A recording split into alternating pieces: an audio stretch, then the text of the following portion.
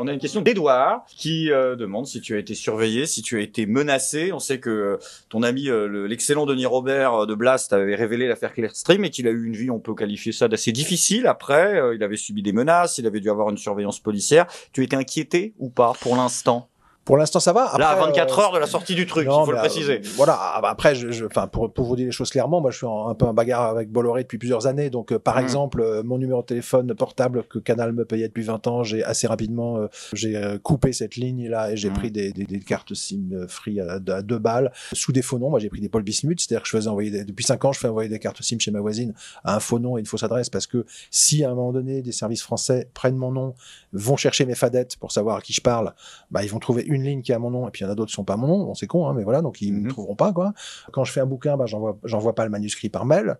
J'essaie de passer par des mails un peu, voilà. Enfin, j'ai des techniques pour envoyer des manuscrits. Quand même s'adapter dans la pratique de son métier, quoi. Ouais, mais c'est parfaitement scandaleux. Après, t'as Pegasus qui arrive, tu te dis, ah non, mais en fait, Pegasus, c'est un logiciel espion israélien qui a été mis en œuvre en France par le gouvernement marocain. Tu te dis, mais what, quoi? Et les mecs, en fait, ils t'aspirent toutes les données de ton téléphone à distance, tu le sais jamais. Donc, même les espèces de précautions de passer par les mails Proton et tout, en fait, t'es mort de rire, ça sert à rien. Moi, si je prends un téléphone qui est pas à mon nom, en fait, les mecs, ils aspirent mon téléphone. C'est-à-dire que, et quand ça arrive, ça sort de partout dans la presse, c'était il y a 1 an, les journalistes disent à Macron, mais enfin, vous faites quoi, là? Il y a des ministres espionnés, des journalistes par le Maroc, par Israël.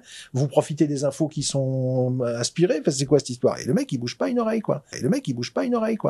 Pegasus, c'est un scandale absolu. Donc, là, la démocratie est quand même très en danger. Et nous, journalistes d'investigation, on est extrêmement exposés. Si on peut pas contacter une source sans être immédiatement repéré par l'État, si vous voulez, c'est quand même très compliqué. Moi, je comprends même pas qu'on laisse faire des trucs pareils, quoi. C'est super grave, quoi.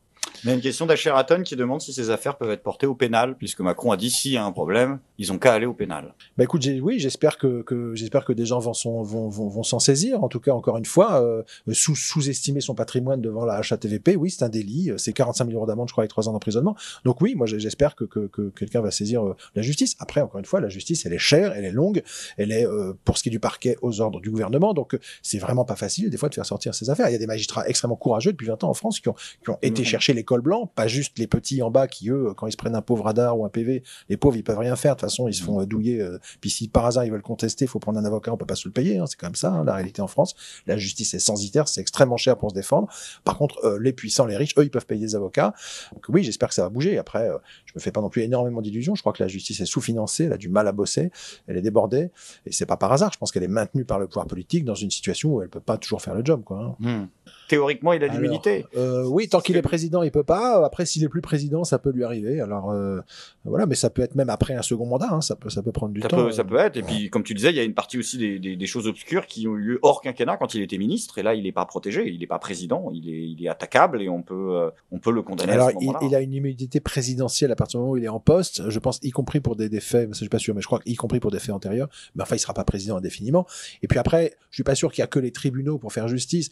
Il faut aussi que la population s'informe, comprenne ce qui se joue. Ça se passe actuellement. Il y a plein d'infos qui sortent sur les magouilles des macronistes. C'est très bien. Les gens voient un peu quelle est la nature de ce pouvoir.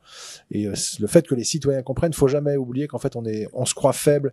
Et puis souvent, les grands médias nous maintiennent dans une position d'anxiogène, d'angoisse. Alors, les terroristes, c'est horrible. Oui, c'est vrai. La guerre en Ukraine, c'est horrible. Oui, c'est vrai. Le Covid, c'est horrible. Oui, c'est vrai. Mais au bout d'un moment, restez chez vous, parlez pas aux autres. Tout le monde est méchant. Tu vis dans la terreur. Moi, je vois des gens scotchés à BFM toute la journée. À la fin, ils sont quand même des robots terrorisés. Donc, faut faire gaffe avec ça aussi. Les grands médias, moi j'ai regardé quelques jours le JT de TF1 pendant la guerre en Ukraine, tu tiens 20 minutes, après tu fais des cauchemars la nuit, c'est affreux, on te parle que de ça, c'est toujours le même point de vue. En fait, c'est complètement anxiogène et enfermant, et je pense qu'il faut qu'on fasse gaffe avec ça parce que c'est une façon de conditionner la population, quoi, de nous maintenir dans la peur. Par exemple, le Covid, certes, fallait pas contaminer ton voisin, mais enfin moi j'ai des gamins qui ont 20 ans, ne pas pouvoir aller voir leurs potes pendant des mois, le soir pour prendre un pot, c'est d'une violence psychologique terrible. Les jeunes, ils ont besoin d'être ensemble, ils ont besoin de rigoler, ils ont besoin de se draguer, etc. Tu casses ça, t'en as qui se jettent par la fenêtre. Enfin, faut faire attention avec ça. Donc, il y a eu une très grosse pression, voilà, on nous a lavé la tête dans les médias avec des bonnes raisons. Hein. Bien sûr qu'il fallait faire attention au Covid, bien sûr qu'il y avait des gens qui mouraient. Hein, je dis pas le contraire, mais c'est aussi des instruments de contrôle social, cette peur qu'on entretient dans ces grands médias. Donc, restons heureux, restons libres. On est fort ensemble, on n'est pas isolés, on est 65 millions, et si on décide de résister, on est puissant.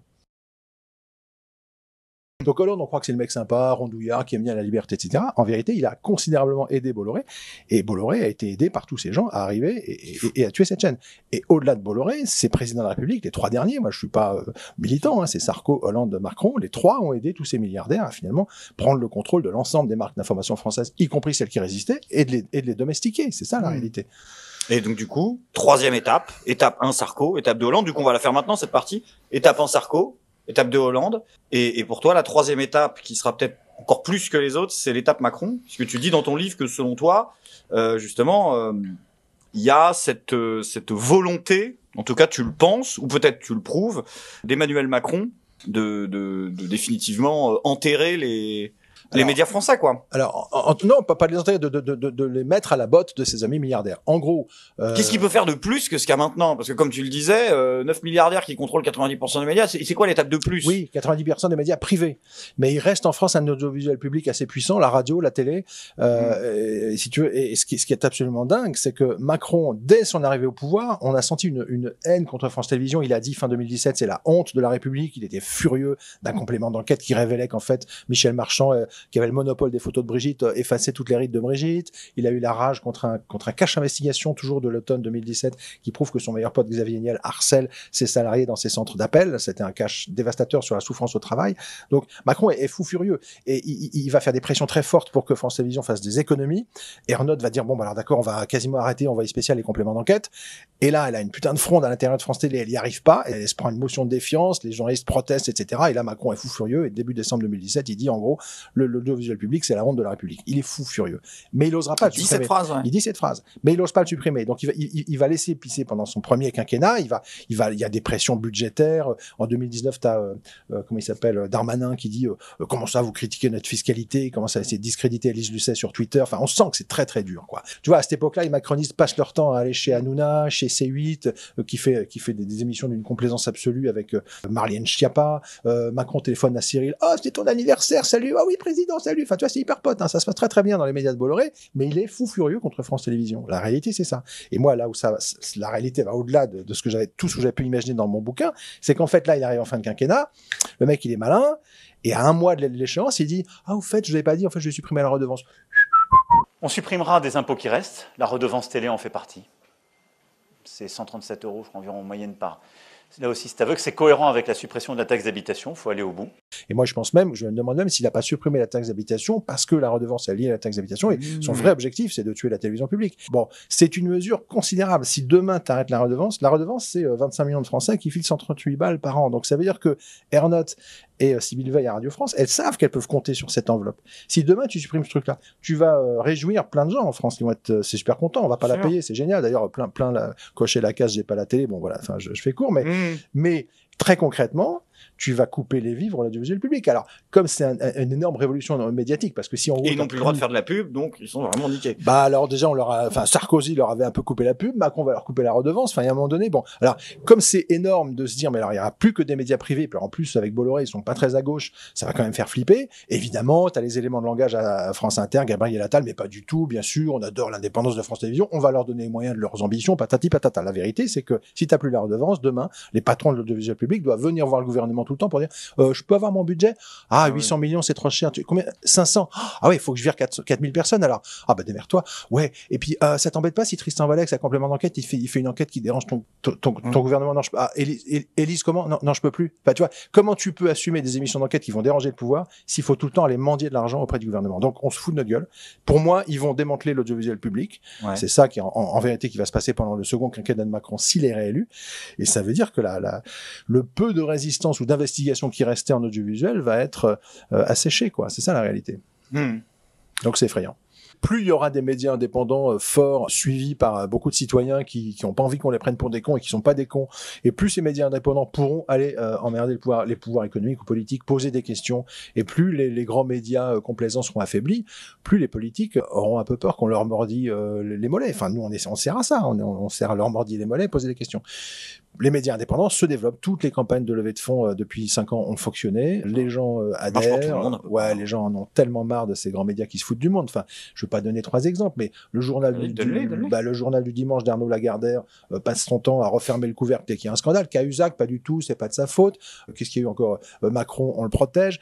Paris Match s'est mis au service de la candidature de Sarko avec les photos de Sarko et l'autre à la une. Après, c'était Macron et Brigitte en maillot de bain à Biarritz avec une fausse paparazzade organisée par Mimi. En fait, ils posaient, machin. Bon, c'est des instruments de communication pour les politiques. C'est pas des journaux. Donc, à un moment donné, ça suffit, quoi.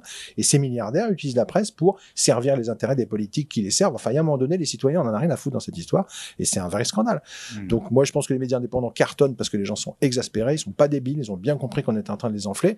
Et franchement, les médias indépendants, alors, on apprend tous, hein, on est avec des bouts de ficelle, on fait ce qu'on peut, mais franchement, ça se développe, quoi. Moi, je pense que ça va. Les gens sont très tolérants sur le caractère fait maison de la chose parce qu'ils le comprennent. Ils sont hyper sympas. Ils le comprennent. Les gens, ils savent ce qu'on est en train de faire. Ils savent qu'on est en train d'essayer de bouleverser le système et de faire une subversion par les médias indépendants. Et moi, je pense que ça va fonctionner, quoi. La vieille République n'était pas préparée, je crois, à autant de connivence, à des choses qui vont aussi vite, avec les milieux d'affaires qui sont devenus si forts. Enfin, c'est ça qui frappe après cette prête. série. Tu vois, on a l'impression qu'en fait, avec Macron, c'est les milieux d'affaires sont au cœur de l'État. Comme dit Ruffin, ils n'ont même pas besoin de faire du lobbying sur l'État. Ils ont colonisé l'État de l'intérieur. Ils sont dedans. McKinsey, t'as je sais pas combien de macronistes qui étaient chez McKinsey, rémunérés par McKinsey. C'est-à-dire que ces cabinets arrosent d'argent l'État, font la carrière d'un président. Enfin bon, à un moment donné, les gars, l'intérêt général, les citoyens, ça vous parle ou bien?